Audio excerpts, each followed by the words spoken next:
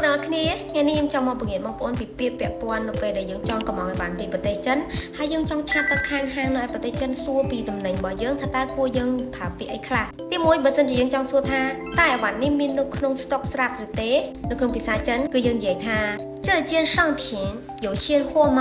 ឬក៏បើសិនជាខ្ញុំយកអីវ៉ាន់ច្រើនតើមានការបញ្ចុះតម្លៃអត់如果我要很多价格可以再优惠吗太难了ឥឡូវមានន័យទៅពិបាកទៀតចង់ទិញតំណែងពីប្រទេសចិនគ្រាន់តែប្រើប្រាស់ជាមួយនឹងសេវាកម្ម InTop Mall សេវាកម្មជួយទិញ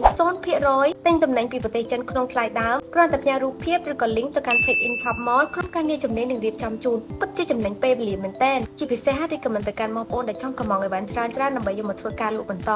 InTop Mall ជាជម្រើសល្អសម្រាប់បងប្អូនទាំងអស់គ្នាអាចជួយចរចាថ្លៃតំណែងជាមួយនឹងខាងហាងមានក្រុមការងារជំនាញចាំជួយឆែកឆេរជូនហើយជាពិសេសមានទូកុងតឺន័រផ្ទាល់ខ្លួនមានសេវាកម្មដឹករហ័សនិងមានសុវត្ថិភាពនៅចាំដល់ណាទៀតធ្វើការ download និងចុះឈ្មោះនៅក្នុង app InTop Mall បងប្អូននឹងទទួលបានគូប៉ុង$2ដោយគ្រាន់តែឆាតទៅកាន់ page InTop Mall ញ៉ាំជាមួយនឹងឈ្មោះធីតាបងប្អូននឹងទទួលបានគូប៉ុង$2សម្រាប់ការទូទាត់ថ្លៃតំណែងពីប្រទេសចិនមកប្រទេសកម្ពុជាអរគុណ